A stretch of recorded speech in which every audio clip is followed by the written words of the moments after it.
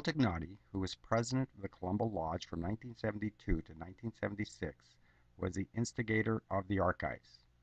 For many years he collected photos, documents, and artifacts in order to have an historical gallery in the Colombo Lodge building. Current archivist Anne Gagliani remembers that the Caparets were instrumental in helping Alan get the government grant needed to build the archives room. On a cold, snowy January evening, these little girls came out and sang their hearts out for Alan and the government representative, Mr. Ipe, proving the lodge held great cultural importance to citizens of Trail. They were very well received, and Alan went on to receive his grant. Al did a fantastic job of establishing the archives, but after he passed away, things needed attention and reorganizing. In 1991, we received a grant from the BC Archives Association to laser copy all the photos and hang them on the wall and store the originals at City Hall. This took 2 years. Mona Unti and Elvira Shelley were instrumental in helping prepare pictures. A lot of historical photos and documents have been damaged by water seepage in the storage rooms at the Colombo Hall.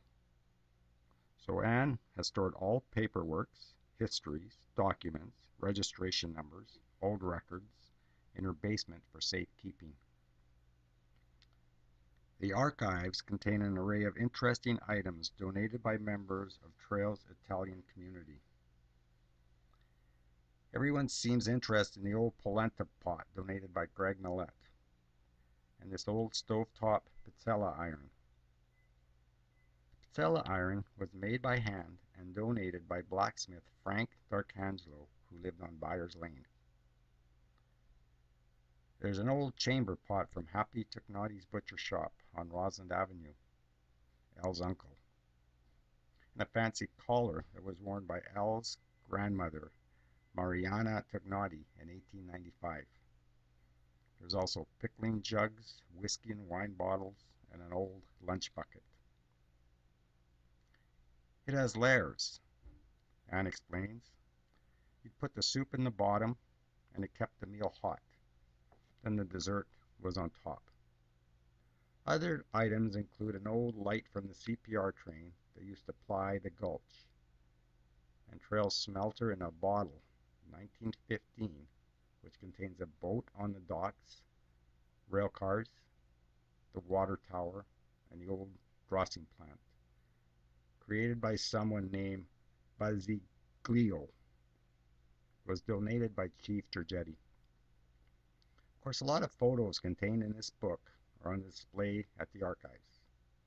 Presidents of the Lodge, Colombo Queens, Sisters of Colombo presidents and executives, sports figures, music and drama photos, and photos of dignitaries who visited the lodge, as well as scrapbooks full of photos, memorabilia from a century of events.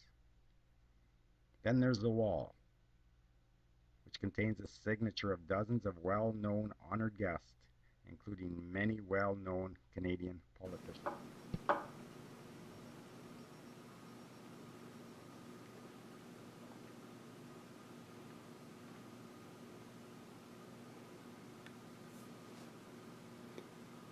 This is a signature wall that people come in and sign when they visit the Colombo Lodge.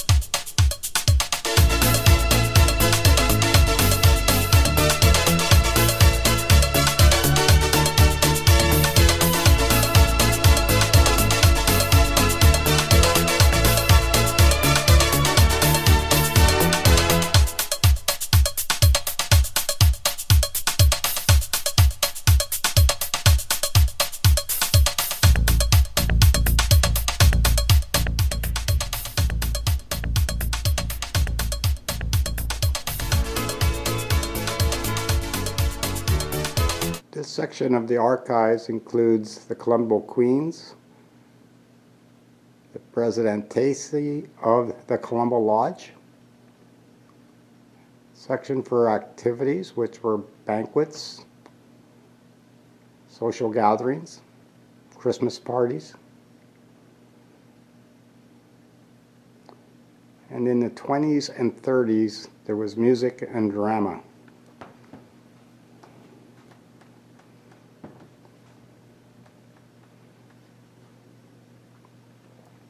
Used to have masquerade parties.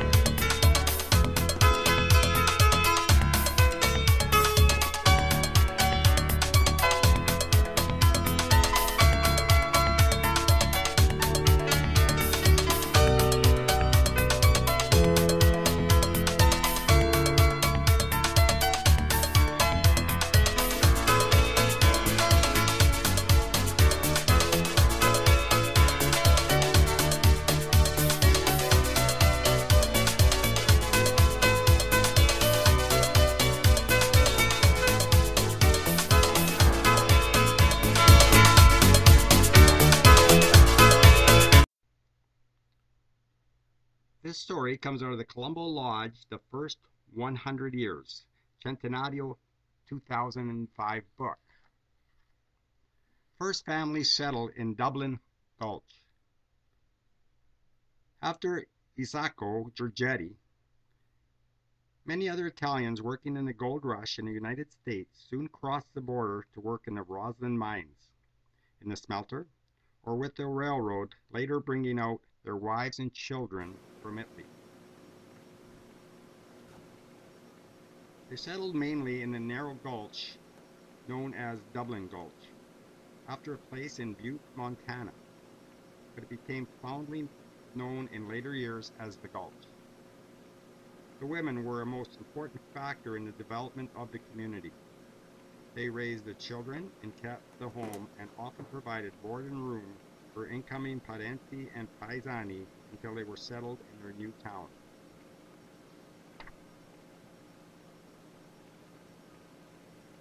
One and all shared primitive conditions, but all the time enjoying companionship and music with their friends. They enjoyed the accordion, guitar, and wind instruments, and this soon evolved into the first trail band.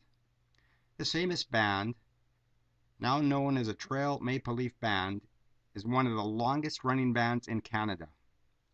The Italians were very industrious, and they soon established many businesses along Rosand Avenue. They set up grocery, butcher, clothing stores, and hotels, as well as gambling and bootlegging establishments. Some of the stores were Giorgetti and Priori's grocery store, the Italian co-op store where the Rex is now, the Lois grocery, Workman's meat market, later Happy Tognotti's butcher shop where the Trail Hotel is now, BC fruit store, Camille Lorient's clothing store, operated for 70 years, was a teenager's drop-in center. Fred Lorient's grocery store, Priori's liquor store before Prohibition, now Nellie's restaurant. Priori's store, Tonelli's grocery and paint shop.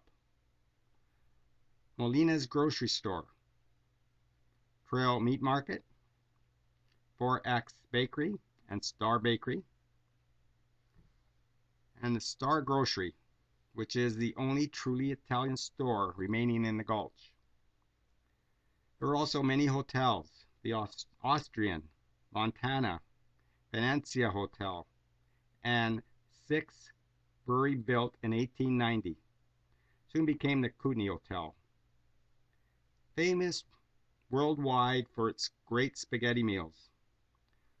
Lorient's Grocery was the first in Trail to import groceries straight from Italy.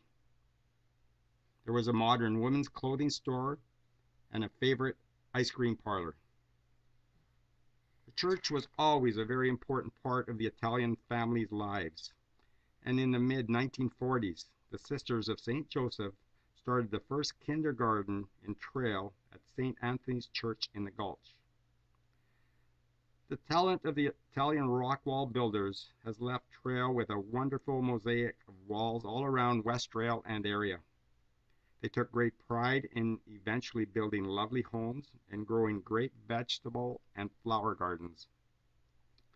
The Italians have always made the family the center of their life, but at the same time enjoying banquets and entertainment with plays, choirs, and masquerade balls. The younger generation excelled in school, music, sports, and their chosen professions.